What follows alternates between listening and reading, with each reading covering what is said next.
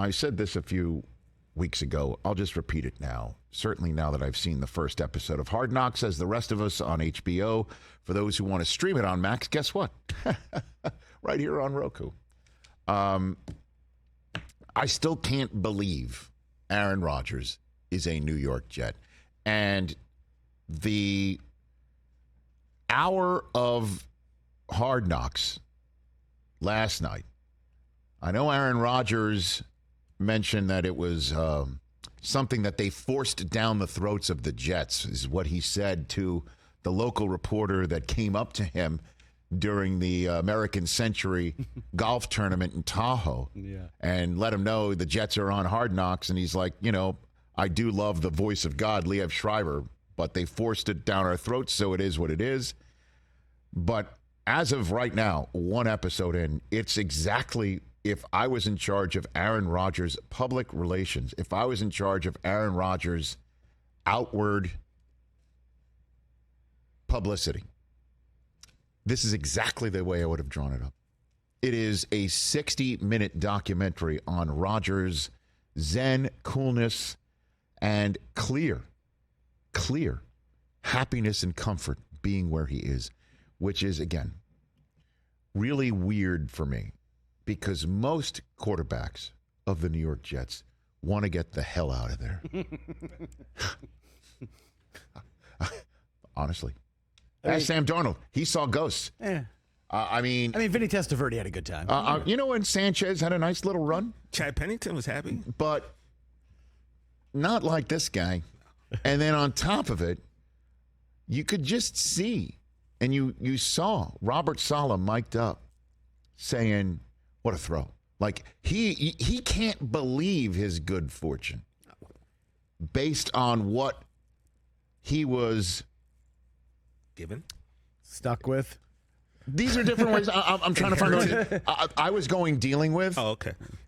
And I appreciate you went glass half full. That's how I did. And you went glass half empty, which is kind of, the angel and the devil. Like, I feel our roles here. Like this is, again, Animal House here. Those are the roles. You went right on brand. Keeps it real.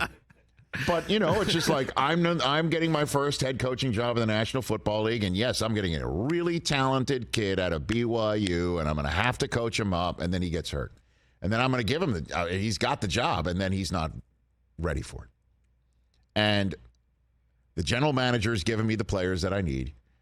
I am coaching the hell out of him, certainly on the defensive side of the ball. And this kid is clearly not ready for the spotlight, for prime time. What are we doing? What can we do? What are we going to go into year 3? I'm going to lose my gig here. Like, you can't blame Robert Saleh with his sunniness and his terrific disposition if he didn't sit there and think that right after the Jets season circled the drain and went down the tubes after starting so well. And there he is watching him, mic'd up, watching Rodgers practice. Go, what a throw. And then you saw the defensive coordinator of the New York Jets, Jeff Ulbrich, in a defensive meeting with the players. This was the one behind-the-scenes quintessential Hard Knocks fly-on-the-wall moment that I'm pleased that the Jets let get through the goalie. That was clearly in place for this show, because if you saw last night's Hard Knocks, you didn't see Dalvin Cook's free agent visit, and that's on purpose, because the Jets, I guess, don't want to show how they maybe welcome in Dalvin Cook, or what he was seeing, or what he might be rejecting if he doesn't come to the Jets. I get that they want to keep that out of our Hard Knocks viewing experience. But I'm glad the Jets let this one through, is that when Jeff Ulbrich was talking to the team and showing a throw that Rodgers made from one hash all the way across back shoulder into the corner of the end zone, and he's telling the team, we are going to be in every game this season. And if they do their jobs like they did last year, guess what? We're going to win football games here. And when I saw that, I thought to myself two things. One, Rodgers has 100% become the leader of this team. Everybody is following him. Everybody's watching everything that he's doing. Everything that he's doing. And two, man, oh man, and this is why I'm glad the Jets put that out there. Zach Wilson has got to be walking around this building and saying, this is exactly what I couldn't do, what I wasn't ready to do. This is exactly what the players were hoping I could do, and I hope he's not sitting there thinking I let him down. And I'm glad to see Rodgers coaching him up and talking him up. I'm glad he's doing that. Well, the cameras are there. No, and I know I know you would say something like that, but and the cameras are there, but you're hearing that is what he is doing when the cameras are off, coming out of Jets camp. This is also the perfect chance for him to kind of remake his image a little bit. Rodgers, and I'm sure he's savvy enough to do that. Yeah. Well, it seemed obvious watching last night. I mean, as great a time I had watching it. See, this is why people don't want to do Hard Knocks, is because when they're caught on camera, you're assuming they're doing it because it's an act, that it's not really them being genuine. Just because he's smart enough to behave in that way, which we've seen over the years, the way he's manipulated certain members of the media. But that's what you always thought about J.J. Watt. He's just realizing the cameras are on him. That's why he's having catch with kids. It's not because he loves having catch with kids. It's just the cameras are on him, so he's having a catch with a kid. And so that's the opinion you have of somebody going in, and that may be what Rodgers is doing. And by the way, he's smart enough to do that. Yeah, the first thing that was captured by him by a Hard Knocks camera was him turning to the crew and saying, "Is this mic on all right?" Yeah, I'm going to give it to you today. And then he's like, "I'll give you some good S today." And he goes out, and that's when he was welcomed by the Jets fans and giving him the roll call like the Yankees fans do from the bleachers of all the Yankees when they start, not hitting. So these days, he is the savior of the New York Jets, and he appears to be really comfortable in that role. Through the first episode of Hard Knocks, even he said at one point to Liev Schreiber, who's like, everyone's excited about you in New York. He's like, we haven't played games yet. Here come the games. Well, the hype level is still super high. There's no question, and that's why they're on Hard Knocks. But from what we saw, if you want to put your opinion on it, what Rodgers wanted us to see, showing us what's going on out there.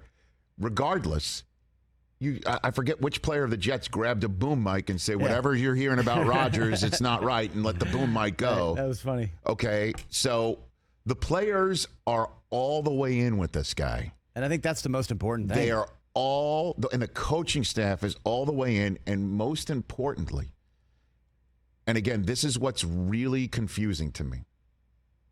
Really confusing to me is he looks happy to be the Jets quarterback. And in the same, again, we were always describing, well, this happened before with Brett Favre.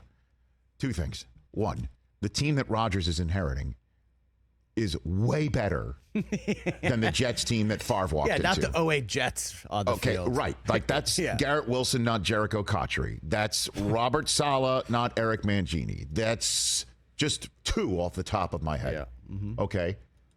And that the Jets have Sauce Gardner, who I loved seeing graduate.